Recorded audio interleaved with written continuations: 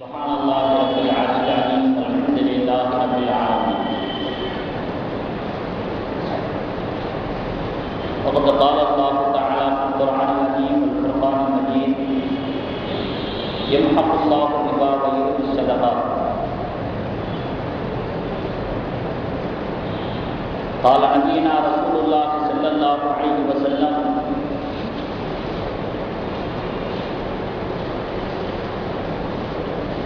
لعن رسول الله صلى الله عليه وسلم عاقل الربا وموكله.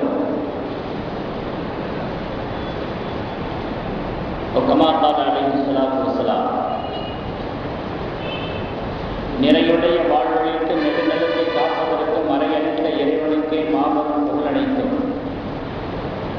சத்திய தூதராம் நபிகள் நாயகம் ஸல்லல்லாஹு அலைஹி வஸல்லம் அவர்களின் மீதும் அவர்களின் வழிவாழ்ந்த சத்திய சஹாபா பெருமக்கள் மீதும் நம் அனைத்து நல்லடியார்களின் மீதும் ஏகவனுடைய சாந்தியும் சமாதானமும் என்றென்றும் நின்று நிலவட்டுமாக. கண்ணியத்திற்குரிய இஸ்லாமிய பெரியோர்களே, சகோதரர்களே, கடந்த வார ஜும்மாவிலே வட்டியை பற்றிய விஷயங்களை நாம் அறிந்து வந்தோம். வட்டி என்பது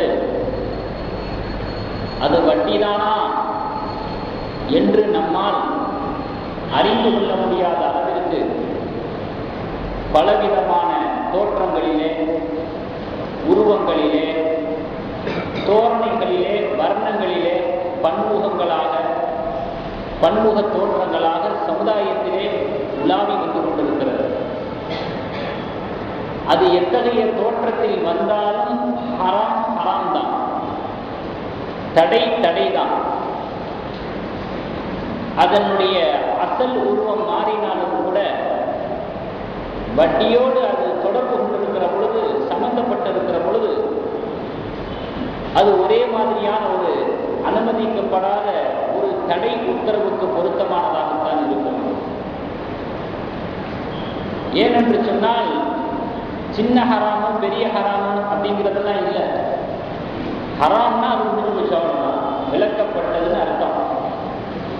ஷரியத்திலே விளக்கப்பட்ட காரியம், இஸ்லாத்தில் அனுமதிக்கப்படாத காரியம், அல்லாஹ் ரசூலா தடை செய்யப்பட்ட காரியம் அப்படிங்கிறதுல சிறுசுக்கு என்ன இருக்கு, ஆழ அகலத்துக்கு என்ன இருக்கு, இப்படித்தான் ஹராமுடைய நிலை. அந்த அடிப்படையில் பல தோற்றங்கள்ல மக்களுடைய நடைமுறை வாழ்க்கையில, கொடுக்கல் வாங்கல வட்டி தலைவிரித்து ஆடிக்கொண்டிருக்கிறது என்பதை கடந்த வார ஜும்மா பயானிலே நாம் எடுத்து வைத்தோம். அது சம்பந்தமான சில கேள்வி பதில்களை கூட தொடர்ந்து பேச முடியாத காரணம் நேரம் சுருங்கிவிட்டது, போதாமையாலாகிவிட்டது. ஆகையினால் அதனை நிறுத்தி இந்த வாரம் தொடர நாம் ஆசைப்படுகிறோம். இப்போ வட்டி சம்பந்தமான சில கேள்வி பதில்கள் இருக்கிறது, மக்களுடைய உள்ளங்களிலே சில கேள்விகள் இருக்கிறது. அதற்கான பதில்களை வரிசையாக நாம் தெரிந்து கொள்வதற்கு முன்பாக ஒரு சில விஷயத்தை ஆரம்பமாக நாம் தெரிந்து கொள்ள வேண்டும். சமுதாயத்தினுடைய பின்னேற்றத்திற்கு காரணம் என்ன என்று பலராலும் பல விதத்திலே ஆய்வு செய்யப்படுகிறது. அவர்களுடைய சிந்தனைகளுக்கு ஏற்ப தகுந்த காரணங்களை சொல்லிக் கொண்டிருக்கிறார்கள். உண்மையான காரணம் என்ன அப்படிங்கிறத நம்ம தெரிஞ்சுக்கணும். சில பேர் சொல்றாங்க, இஸ்லாமிய சமுதாயம் இந்த அளவுக்கு பின்தங்கி போனதற்கு காரணம், பின்னேற்றம் அடைந்ததற்கு காரணம், எல்லா துறைகளிலும் நின்று கொண்டு நொண்டியடித்துக் கொண்டிருப்பதற்கு காரணம், ஆரம்ப கட்டத்திலே சுதந்திர போராட்ட காலங்களிலே ஆங்கிலம் கற்பது ஹராம் என்று பத்வா கொடுத்த காரணத்தினால்தான் என்பதாக சில பேர் அள்ளி வீசுவாங்க. இப்ப அந்த பத்துவா பொருந்தாது. ஆனால் அந்த சூழ்நிலையில் அந்த பத்துவா ரொம்ப பொருத்தமானது. சூழ்நிலையை நாம் வேறுபடுத்தி பார்க்க வேண்டும். அப்போ கொடுத்த பத்துவா வச்சுக்கிட்டு இப்போ நம்ம சரியில்லை அப்படின்னு சொல்லிக்கிட்டு இருக்கக்கூடாது. இப்போ ஒன்றும் அந்த பத்துவாவை செல்லுபடியாக சொல்லலையே, இப்போ யாரும் அந்த மாதிரி பத்துவா கொடுக்க மாட்டாங்களே. அப்ப கொடுத்த பத்துவா 2 காரணத்தினால.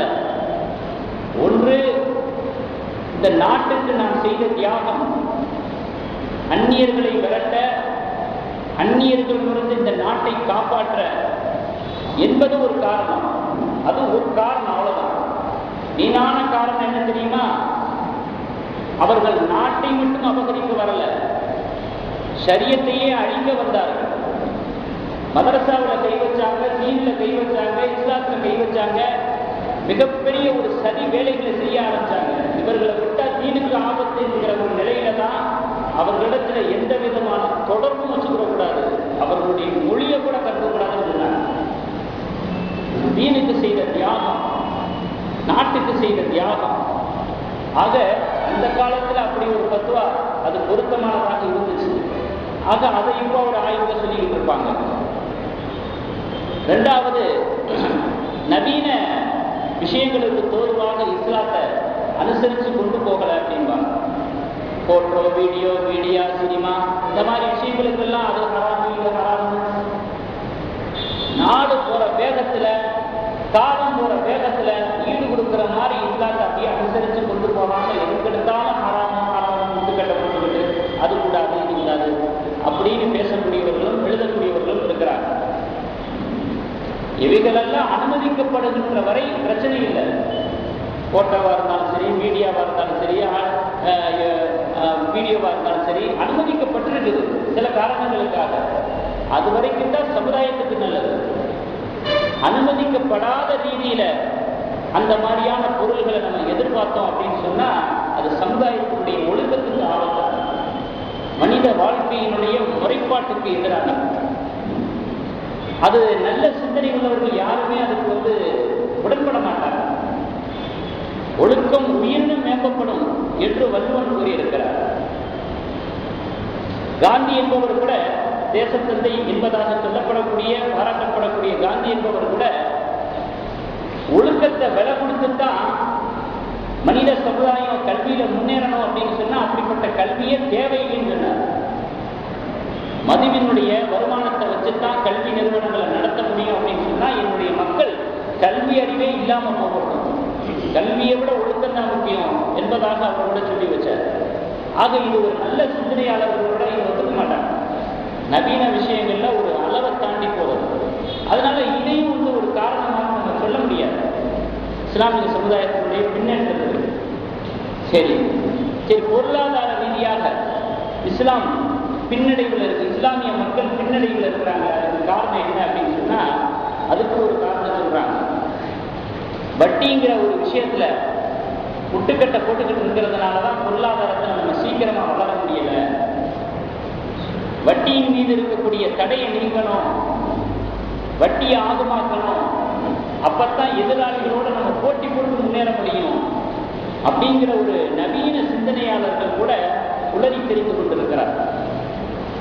வட்டியினுடைய விஷயத்தில் அனுமதி கொடுத்துட்டா நம்ம பொருளாதாரத்தினுடைய உச்சத்துல போயிடலாம் அப்படிங்கிறது மிகப்பெரிய ஒரு மடமை, ஒரு அறியாமை. ஏன்னா இது அல்லாஹ்வோட சவால் உள்ள மாதிரி.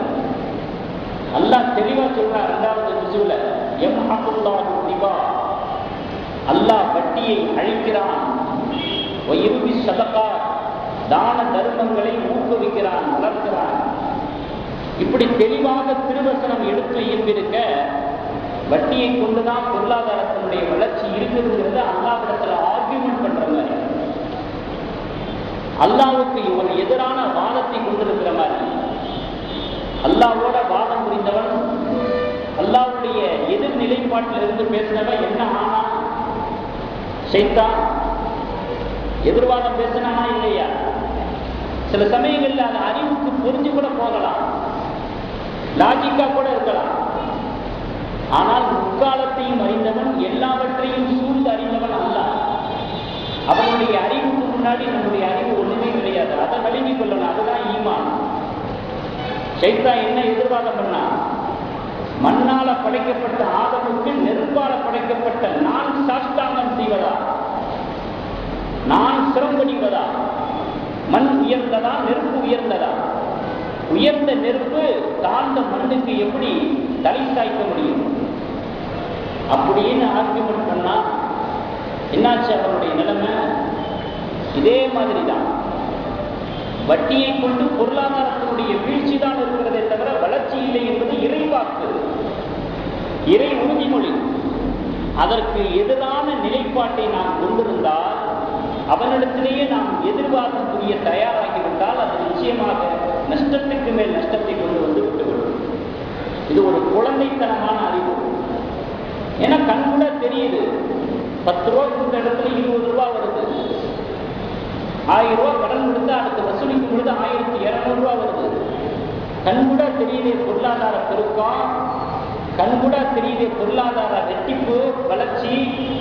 இப்ப இதை கொண்டுதானே பொருளாதாரத்தில் முன்னேற முடியும்னு அறிவு சொல்லுது, கண்ணுக்கு தெரியுது. அல்லாஹ் ஸ்ட்ராங்கா சொல்ற அது அழிவு அப்படிங்கிறாங்க. அப்ப அதை நம்புறதுக்கு பேரு தான் ஈமான். ஏன்னா இது ஒரு குழந்தைத்தனமான அறிவு. அதுல வளர்ச்சி வருது அப்படின்னு சொல்றது வாதம் பண்றது. ஒரு குழந்தை பெத்த தகப்பனிடத்துல எனக்கு அதை வாங்கி கொடு, நான் சாப்பிடுறேன், அது எனக்கு வேணும் அப்படின்னு சொல்லும். அதனுடைய அறிவை பொறுத்தளவுல அது கரெக்ட். இதை வாங்கி கொடுத்தா என்ன, இங்க கூட்டிக்கிட்டு போனா என்ன, அதை செஞ்சா என்ன, ஏன் இப்படி தாயார் செய்ய மாட்டேங்கிறாங்க, தகப்பனார் செய்ய மாட்டேங்கிறாங்க, அதனுடைய நிலையில அதனுடைய அளவுல சிந்திச்சு பார்க்கும்போது அது கரெக்டா தெரியுது. ஆனால் தகப்பனுடைய அறிவுல, அனுபவம் பெற்றவருடைய அறிவுல அந்த குழந்தை தனக்கு தீங்கான ஒன்றை கேட்கிறது என்பது அவருக்கு தான் தெரியும், குழந்தைக்கு தெரியாது. அதே மாதிரி நம்ம எல்லாவற்றையும் சூழ்ந்து அறிபவர்கள் அல்ல. அல்லாஹ் தஆலா ஆயத்துல் குர்சில சொல்றான், முஹீத்துன்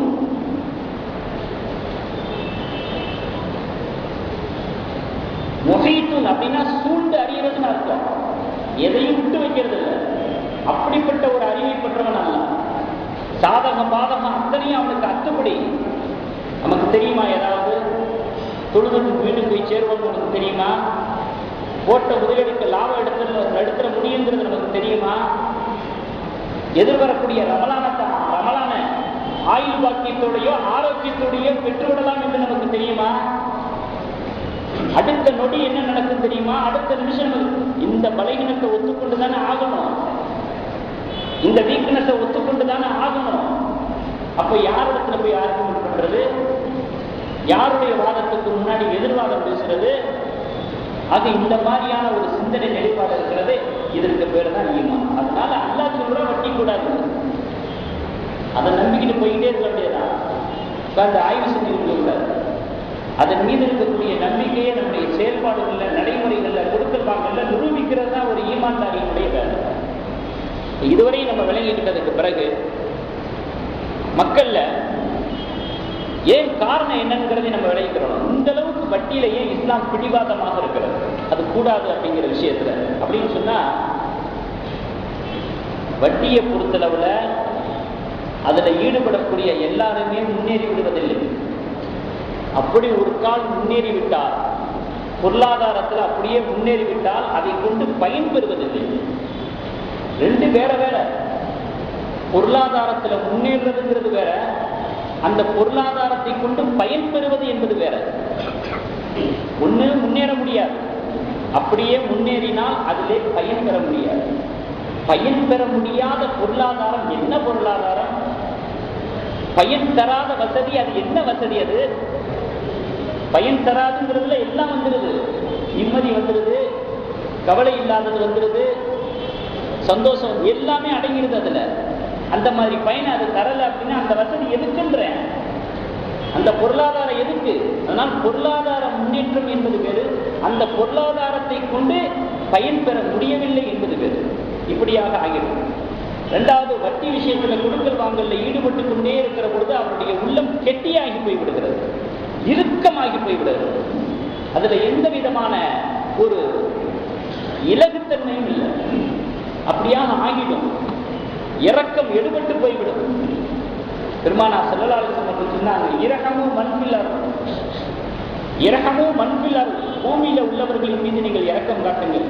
இரகமும் மண்பித்தமா, வானத்தில் உள்ளவர் உங்களுக்கு இரக்கம் காட்டுவார். தன் போன்ற சக மனிதர்கள், சக சகோதரர்கள், தோழர்களிடத்துல இரக்கத்தோடு நடந்து கொள்ளக்கூடிய தன்மை எடுபட்டு போய்விடும். அடுத்து சொந்தக்காரன் கஷ்டப்பட்டா கூட அந்த கஷ்டத்தை வச்சு ஆதாயம் அடைய முடியுதான்னு தான் பார்க்கலாம். சொந்தக்காரன், தாய் வழி உறவு, தகப்ப வழி உறவு, தன் கூட பிறந்த உறவு, அவன் கஷ்டத்தில் இருக்கும் பொழுது கூட இந்த வட்டிக்கு கொடுத்து வாங்கணும்னு தான் நினைப்பான். கஷ்டத்துக்கு உதவணும்னு நினைக்க மாட்டேன். ஏன்னா கெட்டியாகி போச்சு, உள்ளம் அப்படியே மைண்ட் செட் ஆகி போச்சு. அதுல ரொம்ப அறிவா நடக்கிறதாக ஒரு நினைப்பு. என்ன அப்படின்னு கேட்டா, ஒருத்தருக்கு நான் வாங்கிக்கிறேன், இவருடைய காசு தான் அது, கூட பிறந்தவன் கஷ்டத்துல இருக்கிறான், சாப்பிடுறதுக்கு வழி இல்லை, இன்னும் எவ்வளவோ டாபிக் மாறி போயிடும். ரொம்ப விவரிச்சு சொன்னா, ரொம்ப விவரமா இவர் நடந்துக்கிறதா நம்ம எல்லாம் மேல இருந்து பார்த்துட்டு இருக்கிறானா இல்லையா, நீ விவரமாவா நடக்கிற, முட்டைக்குன்னா என்ன ஆகும், அடிக்கிற அடியில் ஹாஸ்பிட்டலில் போய் விழுகணும். நல்லா பார்த்துட்டு இருப்பானா இல்லையா, நான் ஒரு ஆள்கிட்ட வட்டிக்கு வாங்கி தர்றேன், கரெக்டாக மாசமான கொடுத்துருங்க, என் மேலே உள்ள நம்பிக்கையில் அவர் தர்றாரு, இவருடைய காசை கொடுப்பாரு. எவ்வளோ கேவலமான குழப்பம் இது. யாரிடத்துல லாபம் பார்க்கிறது? அப்போ சொந்தக்காரன், உறவுக்காரன், கூட பிறந்தவன், தாய் வழி உறவு, தகப்ப வழி உறவு, அந்த பாசம் எங்கே போச்சு? எங்கே அடகு வைக்கப்பட்டது? எங்கே குடி தோண்டி புதைக்கப்பட்டது? இப்படிப்பட்ட பாசத்தை அறுத்து என்ன உயிர் வாழணும்? அது என்ன ஒரு மனித வாழ்க்கை என்கிற ஒரு கோணத்திலே இஸ்லாம் வட்டி கூடாது என்பதிலே பிடிவாதமாக இருக்கிறது, நிலையாக இருக்கிறது. அடுத்தவருடைய துன்பத்தை பார்த்து கொஞ்சம் கூட மனம் இழகிறது இல்லை. எதிர்வரக்கூடிய ரமலானை பற்றி நபி ஸல்லல்லாஹு அலைஹி வஸல்லம் சொல்லியிருக்கிறாங்க, ரமலானுடைய மாதம் பிறருடைய சுக துக்கங்களிலே கலந்துரப்படக்கூடிய மாதம் அப்படின்னு சொல்றாங்க. ரமலான் மாதத்தை பற்றி சொல்லும்போது அந்த மாதிரி ஒரு தன்மையை எடுபட்டு போயிடும். அவருடைய பொருளையும் அழிச்சிடும், ஏன் அவரை கூட அழிச்சிடும். சன்னஞ்சன்னமாக அவர் சேர்த்து வச்ச பொருளை கூட அழிச்சிடும், நாளடைவில் அவரை கூட அழிச்சிடும். சரி, அவருடைய பொருளும் அழியலை, அவரும் அழியலை, நல்லா தான் இருக்காரு, ஆனால் வட்டியில தான் ஈடுபட்டு இருக்காரு அப்படின்னு சொன்னா அவரிடத்தில் இருக்கக்கூடிய மார்க்கம் எடுபட்டு போய்விடும், இரையச்சம் எடுபட்டு போய்விடும், ஈமான் எடுபட்டு போய்விடும். ஈமானை விட எனக்கு வட்டி முக்கியம், இறை பொருத்தத்தை விட எனக்கு வட்டி முக்கியம், என்னுடைய மார்க்கத்தை விட சரியத்தை விட எனக்கு வட்டி முக்கியம்னா போகலாம். யார் தடுக்க போறா? மறுமையில போய் எல்லா இடத்துல பதில் சொல்லிக்கிற வேண்டியதுதான். அவருக்கு அழிவு ஏற்படலாட்டாலும், அவருடைய சேர்த்து வச்ச அந்த உடைமைகளுக்கு அழிவு ஏற்படாவிட்டாலும் அவருடைய மார்க்கம் அடிபட்டு போய்விடும்.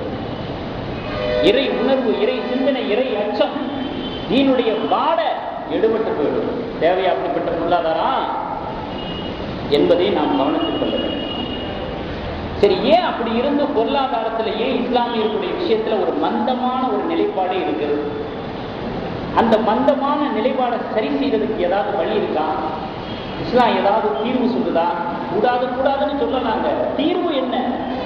வட்டி கூடாதுன்றீங்க, சரி, இப்ப இந்த பொருளாதாரத்துல ஒரு மந்தமான நிலையை அகற்றி ஒரு நல்ல நிலையை கொண்டு வர்றதுக்கு என்ன தீர்வு? இஸ்லாம் எதை தீர்வா சொல்லுது என்று நாம் கேட்போமே ஆனால், நிச்சயமாக இஸ்லாம் ஒரு அழகான ஒரு தீர்வை வைத்திருக்கிறது. அது பற்றிய ஒரு சரியான ஒரு வழிகாட்டுதலை தந்திருக்கிறது, கடைபிடிக்கிறது. வழக்கமா ஒவ்வொன்றையும் கடைபிடிக்காத மாதிரி இதையும் கடைபிடிக்கிறது. என்ன? பெருமானார் ஸல்லல்லாஹு அலைஹி வஸல்லம் சொல்றாங்க, கடன் கொடுக்கிறத பற்றியும் சொல்லியிருக்கிறாங்க, கடன் வாங்குறவரை பற்றியும் சொல்லியிருக்கிறாங்க. ஓரளவு இஸ்லாமியர்களிடத்தில் வசதி படைத்தவர்கள் இருக்கத்தான் செய்யறாங்க, இல்லாமல் இல்லை. கோடியிலிருந்து லட்சத்திலிருந்து ஓரளவு பணம் படைத்தவர்கள் இருக்கத்தான் செய்யறாங்க. அப்படி ஒன்றும் வலிச்சுக்க தொடச்சுக்கெல்லாம் இல்லை. இவர்களுக்கும் சில வழிகாட்டுதலை சொல்லியிருக்கிறார்கள். அதே நேரத்தில் வாங்கக்கூடிய நிலையில் இருக்கக்கூடியவர்களுக்கு சில அட்வைஸ்களை சொல்லியிருக்கிறாங்க. என்ன அப்படின்னு சொன்னா, நீங்கள் செய்யக்கூடிய தர்மத்தை விட 16 மடங்கு கூலியை தரக்கூடியது நீங்கள் பிறருடைய தேவைக்கு கொடுக்கக்கூடிய கடன் அப்படின்னு சொன்னாங்க. ஏமாந்துட வேண்டிய அவசியம் இல்லை. நீங்க ஏமாறாமலேயே கூட நீங்க கடன் கொடுக்கலாம். ஏதாவது பொருளை வாங்கி கொடுக்க வேண்டியதானே? கொடுத்தா என்ன ஓடி போயிடுறாங்க. அதில் ஏதாவது பொருளை வாங்கிட்டு கொடுங்க. அந்த பொருள் கூட இல்லாதவங்களை பத்தி கவலைப்படாதீங்க. பொருள் இருந்துகிட்டு கடன் தேவையுள்ளவங்க எத்தனை பேர் இருக்கிறாங்க, அவங்களுக்கு முதல்ல தூக்கி விடுங்க. ஆக நீங்கள் செய்யக்கூடிய தர்மத்தை விட நீங்கள் பிறருடைய தேவைக்கு தரக்கூடிய கடன் இருக்கிறது, இது 16 மடங்கு கூலியை அதிகரித்து தருகிறது, பன்மடங்காக. இப்படி சொன்னாங்க. கடன் வாங்குறவருக்கு அட்வைஸ் பண்ணாங்க. என்ன அட்வைஸ்? வாங்கின கடனை திருப்பி கொடு. கடனை திருப்பி கொடுக்கக்கூடிய பழக்கம் இருந்து விட்டால் வெகு சீக்கிரத்தில் பொருளாதார மந்த நிலையை அகற்றி விடலாம். கடன் கொடுக்கக்கூடிய தன்மையும் வரணும், கடன் வாங்கி திருப்பி கொடுக்கக்கூடிய தன்மையும் வரணும். திருப்பி கொடுக்க வேண்டும் என்ற எண்ணம் இல்லாமல் யார் கடன் வாங்குகிறாரோ அவர் திருடன் என்று பெருமானார் ஸல்லல்லாஹு அலைஹி வஸல்லம் சொன்னார். யாருக்கும் தெரியாம ஏறி குதிச்சு வீட்டுக்குள்ள புகுந்து இரவோடு இரவா கொள்ளையடிக்கிறது, திருடுறது மட்டும் திருட்டு இல்லை, வாங்கும் போதே அந்த எண்ணம் இல்லை, திருப்பி கொடுக்கணுங்கிற எண்ணம் இல்லை. இப்படிப்பட்ட எண்ணத்துல யார் கடன் வாங்குறானோ அவன் திருடன் என்று பெருமானார் ஸல்லல்லாஹு அலைஹி வஸல்லம் சொன்னார். இப்ப வாங்கின கடனை திருப்பி கொடுக்கக்கூடிய மனப்பான்மையும், தேவையுள்ளவருக்கு கடன் கொடுக்க வேண்டும் என்ற மனப்பான்மையும், இதை நீங்க செழிப்பாக்குங்க. இந்த குணப்பாட, இந்த குணங்களை செழிப்பாக்குங்க, இந்த பழக்கங்களை நடைமுறைப்படுத்துங்க. பொருளாதார மந்த நிலை ஓடுதா இல்லையா? இதுதான் பெருமானார் ஸல்லல்லாஹு அலைஹி வஸல்லம் சொன்ன தீர்வு வழிகாட்டுதலே தவிர வட்டியின் பக்கம் நம்முடைய சிந்தனை போகக்கூடாது.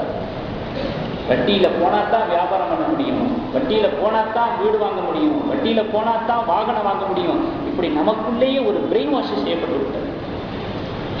ஏதோ ஒரு விதமான ஒரு சிந்தனை அழுத்தத்திற்கு ஆளாகி திருப்பு முனையாக இருந்து பார்ப்போம், ஒரு சவாலாகவே வாழ்ந்து பார்ப்போம். அல்லாஹ்வுக்காக ஏன் முடியாது? வட்டியினுடைய சம்பந்தமே இல்லாம யாரும் வாழலையா? வாழ முடியாதா என்ற ஒரு கோணத்திலே நம்முடைய ஈமானை புதுப்பித்துக் கொள்ள வேண்டும். சரி, அடுத்து மனிதர்கள்ல பல வகையினர்கள் இருக்கிறாங்க. தீன்தாரிகள், முஸ்லீம்கள்.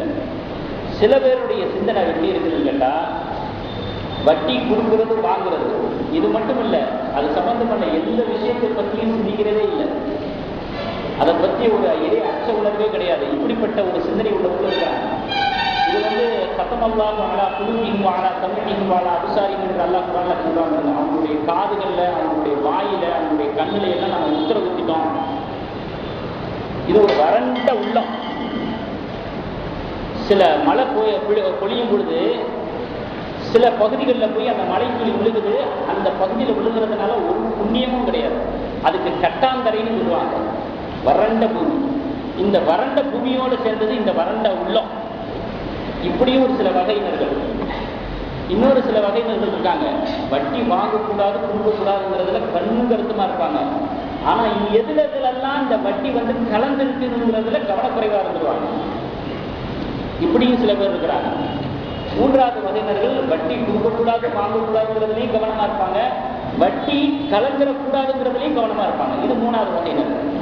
இப்போ சில கேள்விகளுக்கு நம்ம பதிலாக சொல்ல போறோம். யாருக்குன்னா, வட்டி எதுலெல்லாம் சம்பந்தப்படுது, எதெல்லாம் கலந்துக்கிட்டு இருக்குது அப்படிங்கிற ஒரு விஷய தெளிவு தான் இப்பொழுது நம்ம ஒரு கேள்விக்கு பதிலாக நம்ம சொல்ல போறோம். அதுல முதலாவது, தவணை முறையில வாகனங்கள் வாங்கலாமா டீவீலர் அப்படிங்கிறத நம்ம தெரிஞ்சுக்கணும். தவணை முறையில வாகனங்கள் வாங்குறத பத்தி அது வட்டி இல்லாத வகையில நம்ம அமைச்சுக்கிறோம் அப்படின்னு சொன்னா, முதல்ல வாங்கக்கூடிய பொருள் உடனடி ரொக்கம் கொடுத்து வாங்கப்படுதா அல்லது தவணை முறையில வாங்கப்படுதாங்கிறத முடிவு செய்யணும். முதல்ல இந்த வாகனத்தை, இந்த பொருளை வாங்குறது தவணை இல்லையா உடனடி இல்லையா அப்படிங்கிறத ஒரு முடிவுக்கு வரணும். தவணை முறையில இந்த பொருளை வாங்கினா எவ்வளவு, ரொக்கமா வாங்கினா எவ்வளவு என்கிற ஒரு ரேட்டை நிர்ணயம் செய்யறதுக்கு பொருள் உரிமையாளருக்கு உரிமை உண்டு, பொருள் சொந்தக்காரருக்கு உரிமை உண்டு. 10 மாசத்துக்கு பிறகு இந்த பொருளுக்கான பணத்தை தர்றதா இருந்தா இவ்வளவு, இப்போ உடனடி தர்றதா இருந்தா இவ்வளவு அப்படின்னு சொல்றதுக்கு அந்த பொருளுக்கு சொந்தக்காரருக்கு உரிமை இருக்குது. இந்த அடிப்படையில் தவணையா உடனடியா அப்படிங்கிறத முடிவு செஞ்சுட்டு அந்த பொருளுக்கான விலை என்னங்கிறத முதல்ல முடிவு செய்யணும். அந்த ஒப்பந்தத்தில் எவ்வளவு முடிவு செய்யப்பட்டுச்சோ அதுதான் கடைசி வரைக்கும். மாதங்களுக்கு தகுந்தது மாதிரி ரூபாய்கள் அதிகரிக்கிறது இருக்கக்கூடாது. நீங்க தவணை முறையில் ஒரு ரேட்டும் ரொக்கமா ஒரு ரேட்டு நீங்க வச்சுக்கங்க, அதுக்கு உரிமை இருக்குது. ஆனா அந்த முதல் ஒப்பந்தத்துல ஆரம்ப கட்டத்துல என்ன தொகை அந்த பொருளுக்கு முடிவு செய்யப்பட்டதோ அதுதான் கடைசி வரைக்கும். 10 தவணைக்குள்ள செலுத்தினேன்னு சொல்லிட்டு 11வது மாசம் ஆயிடுச்சு, 12வது மாசம் ஆயிட்டா கூட விலையை கூட்டக்கூடாது. ஆரம்பத்தில் பேசப்பட்ட தொகை அப்படியே தான் இருக்கணும். இப்படி இருக்கும் பட்சத்தில் தவணை முறையில் பொருளை வாங்குவதில் எந்த விதமான தவறு. ஏன்னா பொருளுடைய விலை என்ன என்பது முடிவு செய்யப்பட்டு அது நிலையாகவே இருக்க வேண்டும். மாதங்களுடைய கூடுதலுக்கு தகுந்த மாதிரி விலையினுடைய கூடுதல் இருக்கக்கூடாது. அது வட்டி. அடுத்து வட்டிக்கு வட்டி கட்டலாம் அப்படிங்கிறத நம்ம தெரிஞ்சுக்கணும். நம்ம பேங்க்ல போட்டிருக்கிற பணத்துக்கு வட்டி கிடைக்குது, அதே நேரத்தில் நம்முடைய பணத்துக்கு வட்டி கிடைக்குது.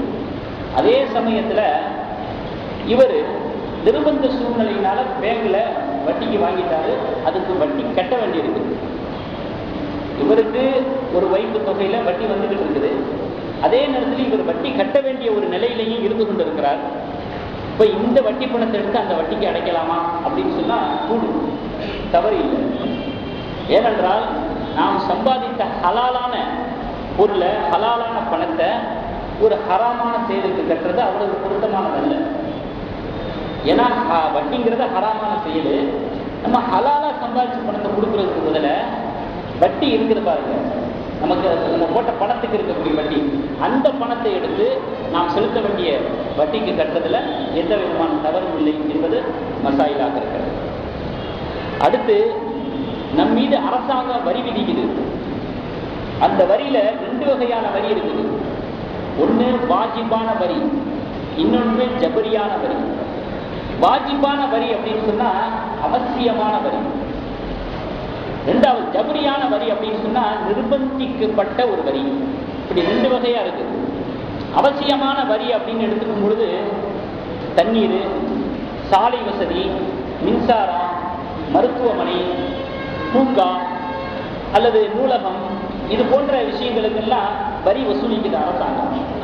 இது அவசியமான வரி. இதெல்லாம் நம்ம என்றைக்காவது ஒரு நாள் பயன்படுத்த போறோம். எல்லா நிலையிலையும் நமக்கு பயன்பாடு தரக்கூடிய ஒரு விஷயமாக இருக்கிறதுனால இந்த மாதிரியான வரி இல்லாம நிர்பந்திக்கப்பட்ட அநியாயமான ஒரு வரி வசூல் பண்ணது பாருங்க, வருமான வரி மற்றும் உண்டான விற்பனை வரி. இந்த மாதிரியான விஷயங்கள்ல ஒரு மனிதனுடைய உழைப்பை உறிஞ்சுறது மாதிரி, உழைத்து சம்பாதிச்ச பணத்தை பிடுங்கிறது மாதிரியான ஒரு வரி இருக்குது பாருங்க. அந்த மாதிரியான வரிகளுக்கு வட்டி போன்ற வந்த பணத்தை நாம் கட்டலாம், அதற்கு அனுமதி இருக்கிறது. அந்த மாதிரி வரிக்கு மட்டும்தான் நம்முடைய வட்டி பணத்தை பயன்படுத்திக்கலாம். அடுத்து தேவையில்லாம பேங்க்ல பணம் போட்டு வைக்கக்கூடாது. ஏன்னா பேங்க்ல பணம் போட்டு வைக்கிறது என்பது ஒரு சேஃப்டிக்காக, சட்ட சிக்கல்கள் வந்துடக்கூடாது அப்படிங்கிறதுக்காக.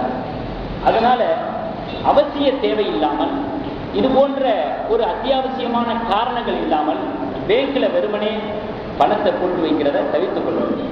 அதே நேரத்தில் பேங்க்ல பணம் போட்டு வைக்கல அப்படின்னு சொன்னா ஏதாவது வரியை போட்டு நமக்கு ஒரு நெருக்கடியை கொடுப்பாங்க, சட்ட சிக்கல் ஏற்படும். அல்லது இந்த பணத்தை போட்டு வைக்கிறதுனால நம்முடைய நாட்டினுடைய பாதுகாப்புக்கு உதவியாக இருக்கும் அப்படிங்கிற காரணம் தான் பரவாயில்லை. இந்த மாதிரியான காரணங்கள் இருந்துச்சுன்னா பேங்க்ல பணம் போட்டு வைக்கிறது பரவாயில்லை, தவறு இல்லை. ஆனால் வேறு தகுந்த காரணம் இல்லாமல் போட்டு வைப்பதை தவிர்த்துக் கொள்வது நல்லதாக இருந்து கொண்டு வருகிறது. ஏன்னா அது தவறான காரியங்களுக்கு தான் அது யூஸ் பண்ணப்படுதுங்கிறது நமக்கு தெளிவாக தெரிகிறது. அடுத்து இது சம்பந்தமான விஷயங்கள் மேற்கொண்டு உங்களுக்கு சந்தேகங்கள் இருந்தாலோ விளக்கங்கள் தேவைப்பட்டாலோ தனிப்பட்ட முறையில் நம்ம இடத்துல கேட்டுக்கலாம். ஏன்னா சுருக்கமான நேரத்தில் அதனுடைய மெயினான விஷயங்கள் மட்டும் தான் நம்ம சொல்லிட்டு போகிறோம். அடுத்து நம்முடைய சொந்த பில்டிங்கை பேங்க் வச்சு நடத்துறதுக்கு வாடகைக்கு விடலாமா என்று சொன்னால் அது தவிர்க்கப்பட வேண்டிய விஷயமாக இருக்கு. ஏன்னு சொன்னால் வங்கி தொழிலே அது ஒரு வட்டி தொழில், அதனுடைய பிரதான வருமானமே வட்டி. அப்படிப்பட்ட ஒரு தொழிலை நடத்துவதற்கு நம்முடைய சொந்த பில்டிங்கை வாடகைக்கு விட்டோம் அப்படின்னு சொன்னால் அது ஒரு ஆயத்துக்கு முரண்படுவதாக ஆகிவிடுது.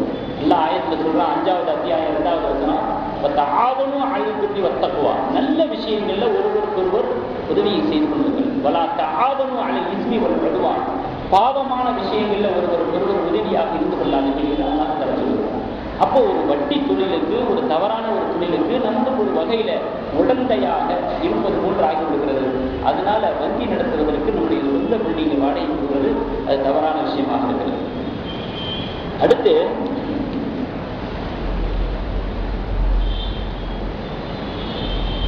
வங்கியில நம்ம வட்டிக்கு பணம் எடுக்கிறோம். ஆடம்பர தேவைகளுக்கு தான் இது தடை செய்யப்பட்டிருக்குது. ஒருத்தர் சாப்பிட்றதுக்கே வழி இல்லாமல் இருக்கிறார், அல்லது மிக நெருக்கடியான ஒரு கடன் சுமையில் இருக்கிறார். இப்படிப்பட்ட அத்தியாவசியமான தேவைகளுக்கு பேங்க்ல வட்டிக்கு பணம் எடுக்கிறதுல தவறு. இதை நல்லா விளங்கிக்கிறோம். அத்தியாவசிய தேவைன்னு சொல்லிட்டு நாமளா உனக்கு விளங்கிக்கிற கூடாது. அடுத்த வேலை சோற்றுக்கு வழி இல்லாத, குடும்பத்தை நடத்த முடியாத எத்தனை பேர் கடன் சுமையால, வட்டி சுமையால தற்கொலை பண்ணிக்கிறாங்க.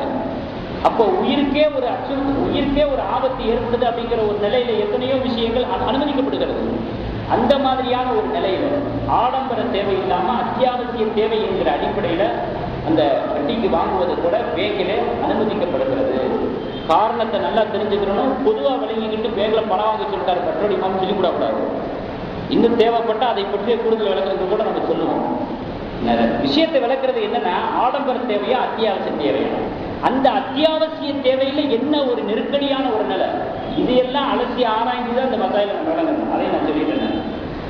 அடுத்து நம்ம ஒரு நிறுவனத்தை பணிபுரிகிறோம். அப்போ மாசம் நம்முடைய சம்பளத்திலிருந்து ஒரு பிடிப்பு பிடிப்பாங்க.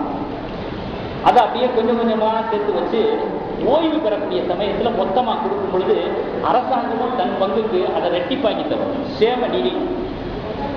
இப்படி இருக்கக்கூடிய காலகட்டத்தில் நம்முடைய சேம நிதி இருக்கும் பொழுது இவருக்கு கடன் தேவைப்படுது.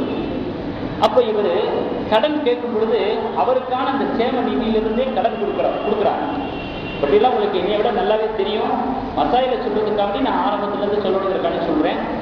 இவருக்கு கடன் தேவைப்படுகிற பொழுது அவருக்கான அந்த சேம நிதியிலிருந்து கடன் கொடுக்குறாங்க. அந்த கடனை எப்படி கொடுக்குறாங்க? வட்டி கொடுக்கணும் அப்படின்னு சொல்லி கொடுக்குறாங்க. வாங்கின கடனுக்கு ஒரு வட்டி கொடுக்குறாரு, வாங்கிய கடனுக்கு வட்டி கொடுக்குறாரு. இப்ப இது வட்டியில சாருமா? இவர் வட்டி வாங்கியவராக ஆகுவாரா? அந்த பணத்தை கடைசியில் ஓய்வு பெற்றதுக்கு பிறகு கொடுக்குறாங்களே, இது இவருக்கு ஹலால் ஆகுமா அப்படின்னு சொன்னா ஹலால் ஆகும், தவறு இல்லை. காரணம், அவர் கடன் பெற்றார் பார்த்தீங்களா, அந்த தொகை, அசல் தொகை, அது யாருடைய பணம்? அவருடைய பணம் தானே, அவருக்கு வரப்போற பணம் தானே. எந்த அளவுக்கு அவருடைய பணம் அப்படின்னு சொன்னா, அவர் இறந்துட்டா கூட அவருடைய வாரிசுக்கு தானே போகுது. இப்ப அவருக்கான தொகை என்பது ஊர்ஜிதமாகிவிட்டது, டவுட் இல்லை, உறுதியாகிவிட்டது. அவருடைய பணத்திலிருந்து தான் கடன் எடுத்தார். எடுத்து அதுக்கு வட்டி கட்டினார் பாருங்க. இவர் கொடுத்த பணம் இவரே வாங்கிக்கிட்டார். இப்படிப்பட்ட ஒரு நிலையில தான் அது இருக்குது. வட்டியாக அவர் கொடுத்த பணம் அது அவருக்கே தான் வருது. அதனால இது வட்டியாக ஆகாது, இது அனுமதிக்கப்பட்டதாக இருக்கிறது. இப்படியாக நிறைய விஷயங்களை நாம் சிந்தித்து செயல்பட வேண்டியிருக்கிறது. ஏனோ தானோ என்று பொருளாதாரத்தினுடைய கொடுக்கல் வாங்கல் விஷயத்துல நம்ம அஜாக்கிரதையாக இருந்து விட்டால் நம்முடைய வருமானத்தினுடைய பரக்கத்து எடுபட்டு போய்விடும். பரக்கத்து எடுபட்டு போய்விட்டால் எல்லா விதமான முசீபத்துகளும், மன நிம்மதிக்கு வேட்டு வைக்கக்கூடிய நிலைப்பாடுகளும் குளறுபடிகளும் வாழ்க்கையில் புகுந்துவிடும், குடும்பத்தில் புகுந்துவிடும். அவைகளிலிருந்து நாம் விலகிக் கொள்வதற்காகவும் விடுவித்துக் கொள்வதற்காகவும் நம்முடைய பொருளாதாரத்தினுடைய விஷயத்துல வட்டி கலந்து விடாத ஒரு நிலையிலே நாம் கண்ணும் கருத்துமாக இருக்கணும். அந்த ஒரு அச்சமாவது வரணுங்க. அல்லாஹ்வுடைய உதவி கிடைச்சிடும். தன் தரப்பிலிருந்து ஒரு பங்கு வர வேணாமா? தன் தரப்பிலிருந்து ஒரு அடி எடுத்து வைக்க வேணாமா? அப்ப அல்லாஹ்வுடைய உதவியை பார்க்க முடியும்.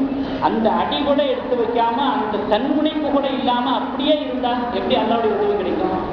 எல்லாம் வட்டியிலிருந்து இதை காப்பாற்றணும். வட்டியோட எந்த விதத்திலையும் நான் சம்மந்தப்படக்கூடாது. என் வாழ்க்கையில வட்டியினுடைய வாடகை கவலைப்பட வேணாமா? வருத்தப்பட வேணாமா? துவா செய்ய வேணாமா? அதுல கூட நம்ம நஷ்டமாயிடுவோம். வட்டியில போகலைன்னா, வட்டிக்கு வாங்கலைன்னா நம்ம பொருளாதாரத்தில் முன்னேற முடியாது. அப்படி இப்படிங்கிறோம். துவா யாரெல்லாம் அதுல இருந்து காப்பாற்றுன்னு சொன்னா கூட நஷ்டமாயிடுவோமா? நாசாயிடுவோமா? துவா என்றைக்காவது நம்ம செஞ்சிருக்கோமா? அதை பத்தி என்னைக்காவது வருத்தப்பட்டிருக்கோமா? இப்போ வருத்தத்தின் மூலமாகவோ, துவாவின் மூலமாகவோ, ஒரு அச்ச உணர்வின் மூலமாகவோ, இப்படி தன்முனைப்புன்னு ஒண்ணு இருந்தா தானே அல்லாஹ்வுடைய உதவியை பார்க்க முடியும். அப்படிப்பட்ட ஒரு வட்டி சம்பந்தப்படாத ஒரு பறக்கத்தான வாழ்க்கை எல்லாம் நமக்கு கொடுப்பான். ஆகையினால் அந்த மாதிரி ஒரு சுபிட்சமான ஒரு வாழ்க்கை, இறைவனையும் இறை ரசூலையும் திருப்திப்படுத்தக்கூடிய ஒரு வாழ்க்கை, இறைவனுடைய நெருக்கத்திற்கு கொண்டு செல்லக்கூடிய அந்த ஒரு ஹலாலான ஒரு வருமானத்தை பெறக்கூடிய அந்த வாழ்க்கை நம் அனைவருக்கும் கிடைக்க வேண்டும் என்பதாக நாம் அனைவர்களும் துஆ செய்ய வேண்டும். எதிர்வரக்கூடிய புனிதமான ரமலானுடைய மாதத்தில் இன்னும் அதிகமாக துஆ செய்ய வேண்டும். அல்லாஹ் தஆலா அப்படிப்பட்ட ஒரு வாழ்க்கை நம் அனைவருக்கும் தந்தல் புரிவானாக. வாஹத்தா அல்ஹம்துலில்லாஹ்.